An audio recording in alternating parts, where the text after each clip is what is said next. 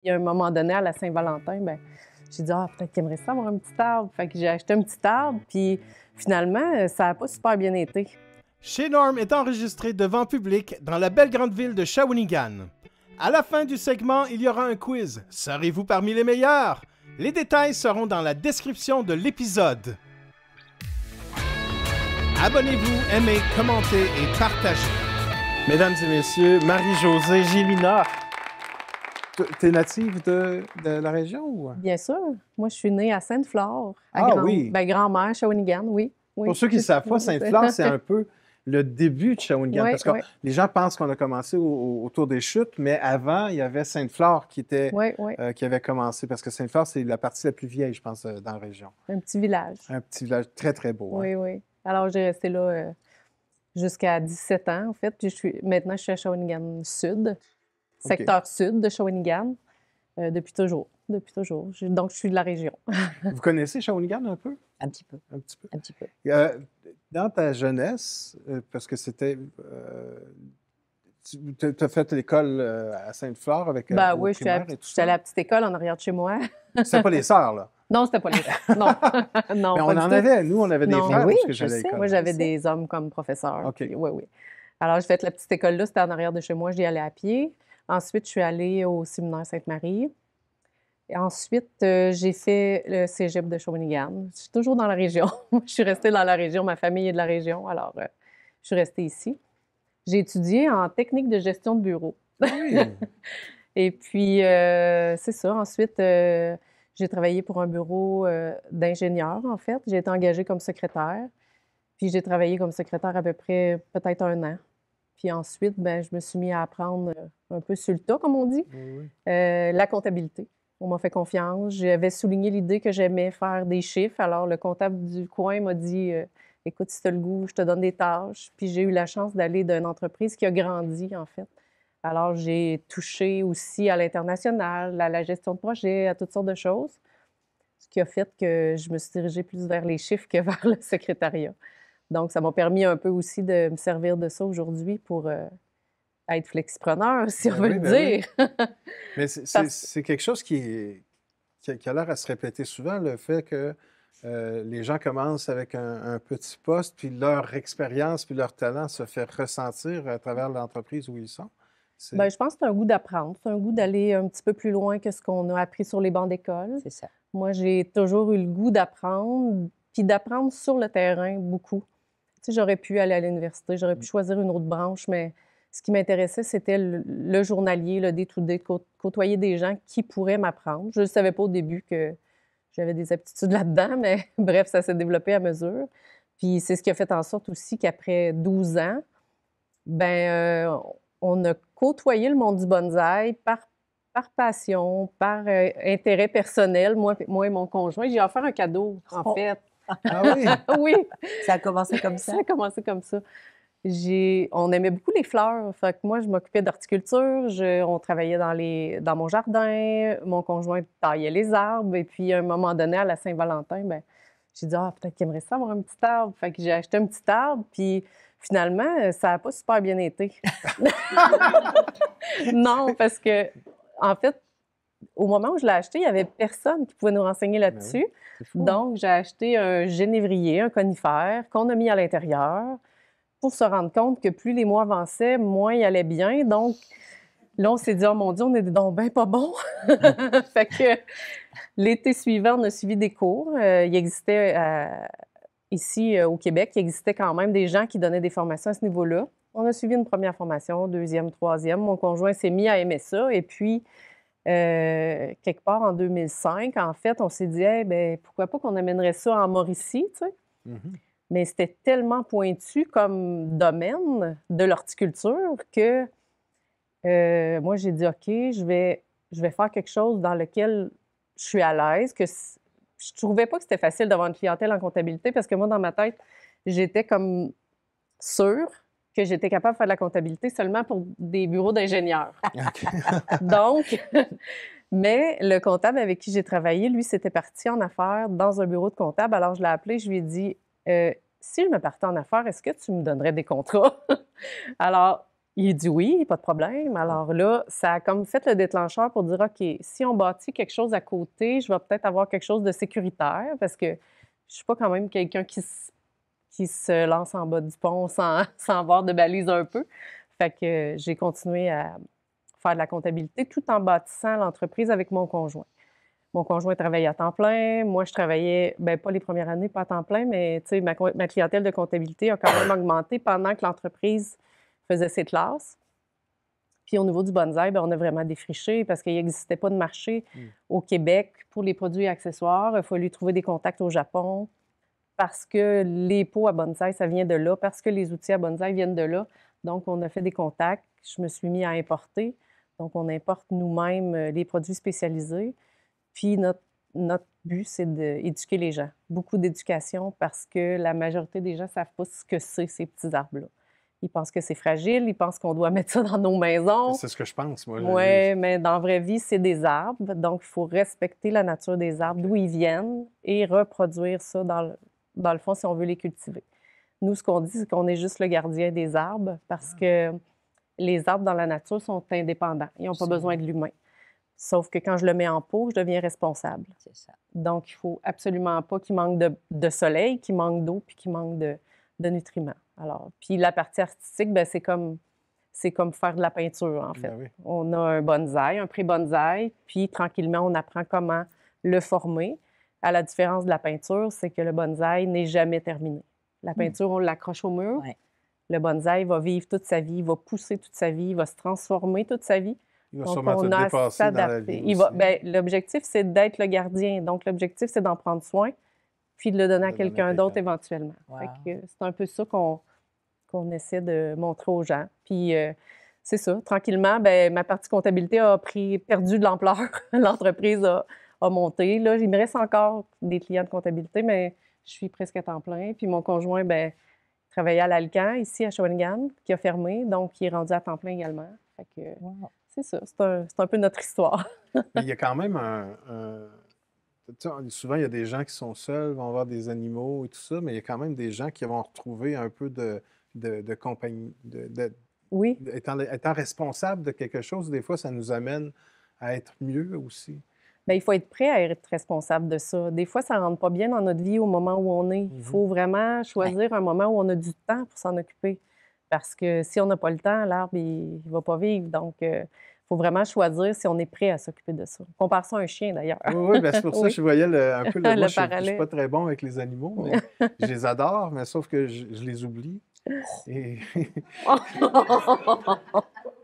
Donc, j'ai arrêté d'avoir des animaux. Ou eux ont arrêté d'être chez moi. C'est une bonne chose.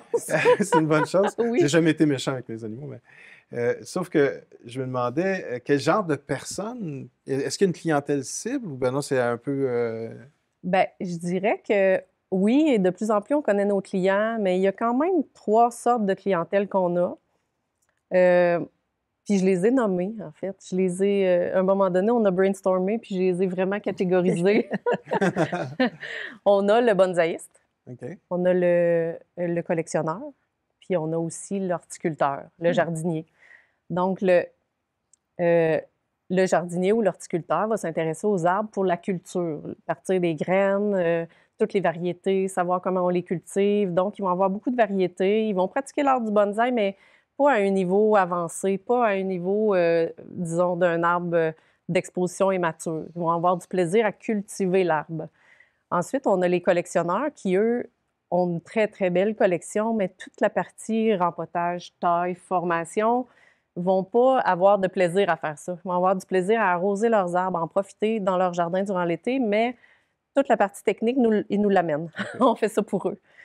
Et puis, il y a l'artiste. L'artiste, lui, son plaisir, c'est de prendre un arbre brut, de voir à long terme, puis de développer un projet pour les 30 prochaines années pour arriver à avoir l'œuvre. Wow. Donc, c'est un long. peu... Wow. Bien, ça peut C'est être un grand long projet. parce qu'il y a des qualités sur un arbre que seul le temps va donner. Oui, oui. Je peux faire plein de choses dans le bonsaï. Je peux baisser une branche, je peux rajouter une branche, je peux faire plein de choses. Mais les caractéristiques naturelles du tronc ou des écorces ou qui sont vieillissantes, il y a juste le temps qui fait ça. Wow. Fait que c'est un peu... Vous permettez, Oui, oui, ben oui, j'aurais une question.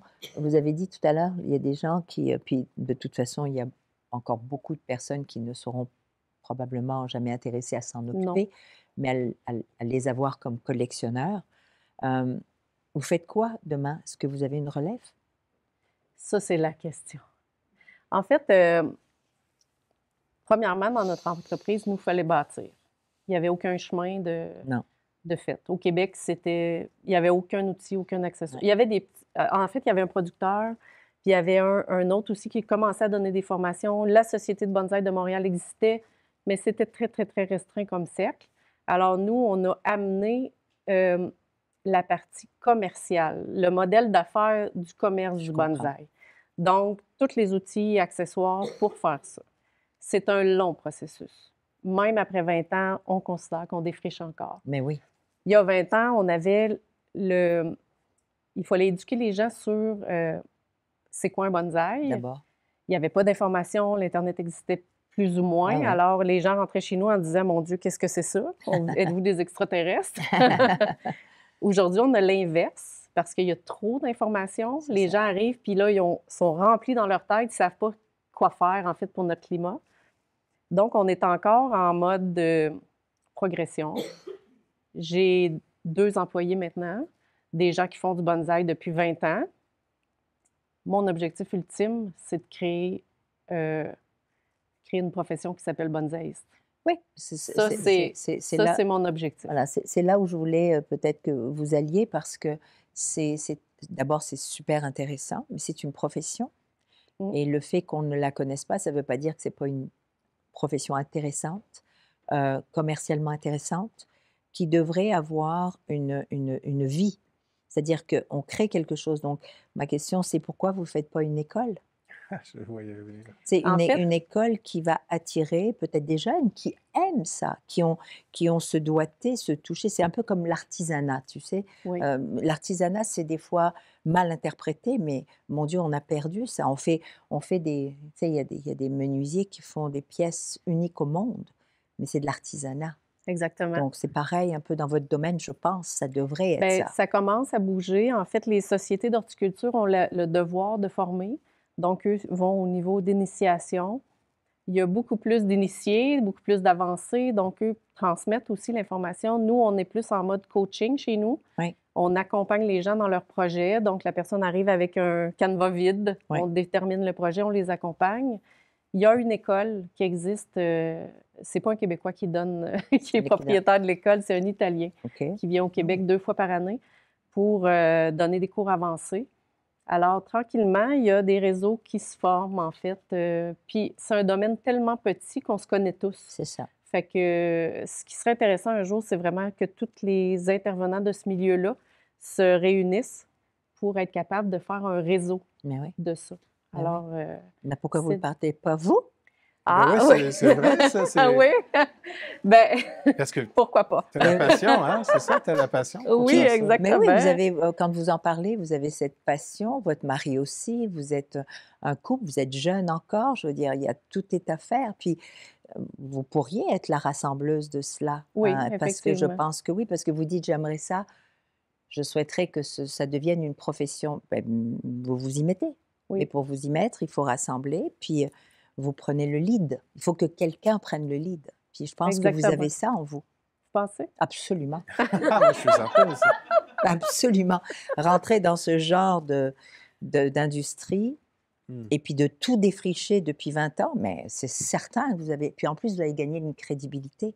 Parce qu'on ne bâtit rien si on n'a pas de crédibilité. Donc C'est déjà... hyper important. Là. Et voilà, donc vous êtes crédible, vous êtes professionnel, vous avez fait vos preuves et vous offrez les services de je peux m'en occuper autant que je peux t'initier, autant, parce que c'est très beau de vous entendre parler. Vous savez, c'est comme une poésie, c'est comme un peintre, c'est magnifique, c'est un art. Oui, C'est plutôt oui. comme ça qu'il faut l'amener. Exactement. Pour moi, c'est un art. Moi, je vous entends parler, je vais aller m'en acheter un. Est-ce que vous avez le temps de vous en occuper? C'est pour ça que je vous dis, vous devez continuer d'offrir les services. C'est ça. C'est ça que Ah je veux oui, c'est surtout. bon. Mais je pense qu'avec les technologies qu'on a aujourd'hui, avec aussi tout ce qui s'en vient, c'est le moment idéal pour justement enseigner parce que là, on a une ouverture Je me rappelle, au début des années 2000, il y avait les universités qui commençaient à mettre les cours gratuits sur Internet. Et aujourd'hui, on a des formations partout, partout.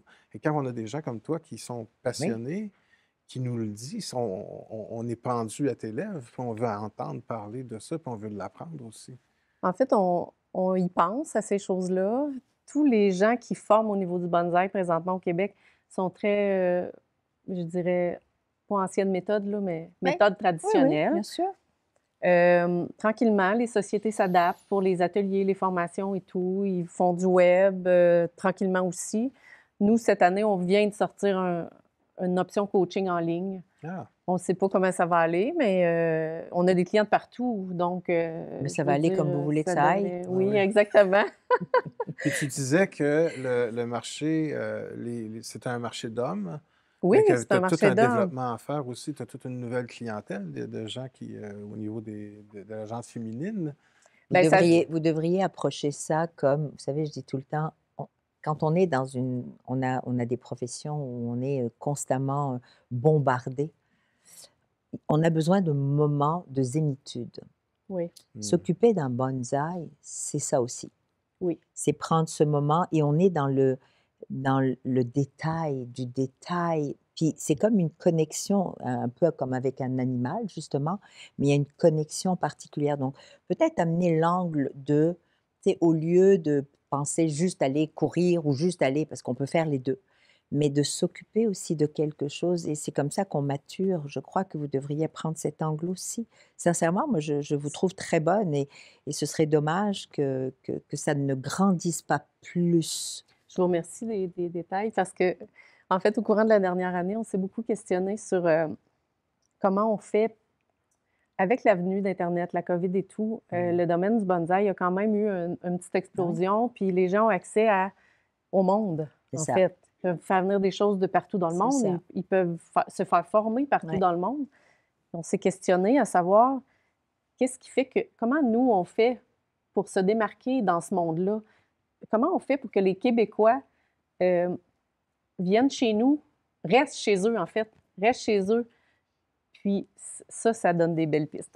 Mais oui, mais déjà, le volet éducatif, Oui. Ben oui. le volet transmission de connaissances, parce que c'est là que vous devez aller. Oui. Puis ensuite, toute cette crédibilité que vous avez bâtie depuis 20 ans, vous ne pouvez pas la laisser partir. Non. Il n'y a personne d'autre qui peut venir compétitionner sur votre terrain. Moi, c'est ça. C'est votre terrain. C'est le Québec. Oui, Donc, Ouais. oui. Voilà. Puis en Merci. même temps, oui, je suis d'accord. Merci. C'est une belle façon de passer à un autre tableau. Je pense que Oui. c'est. Mais j'aimerais quand même te dire quelque chose, c'est que je pense sincèrement que tu sais, quand on est à la maison, on ne sait pas quoi faire, on ouvre le téléphone, on ouvre la télévision, mais quand on a quelque chose comme ça, on fait quelque chose, comme tu disais, de zen. On se lève, on s'occupe d'un arbre, on s'occupe de faire un petit peu de lecture, savoir. Mais là, ça change tout ça nous ramène à la nature. Mais pensons juste à la cuisine. Mhm. Combien de livres de cuisine, combien d'émissions de cuisine? Il y a de la place tout le temps. Vous vous Ah, rendez il compte? faudrait écrire un livre québécois sur le Ben bonsaï. oui. Voilà. Puis en Bon, plus, Je en vais plus, dire ça à mon conjoint. tant qu'à donner des idées, en plus, les gens Il est où, vont... monsieur? Il est là-bas, là. Il est là, Monsieur! à côté. Il est là, là. C'est lui l'artiste, en C'est fait. parfait! Quand on s'est partis en affaires, on avait chacun nos rôles, là. Là, ce Ah soir, oui. ils ne vont pas dormir. On va brainstormer. Puis on passe souvent des heures à regarder d'autres personnes faire quelque chose qui les passionne. Mais oui. Oui. Et ça nous fait du bien. Puis d'avoir une visibilité sur le Internet, avoir tout ça, ça peut être que... Oui, on Moi, je s'adapte vais être le premier à tranquillement. regarder. Je ne pourrais pas m'en occuper parce que... Mais ça m'intéresse de Il a voir de la ça. J'ai misère toujours à trouvé s'occuper de lui-même. Alors Ouais, Ouais, c'est c'est ça. ça. j'ai un petit peu compliqué. Hey, merci beaucoup. C'est un plaisir. On va aller voir encore un de nos commanditaires et on vous revient après.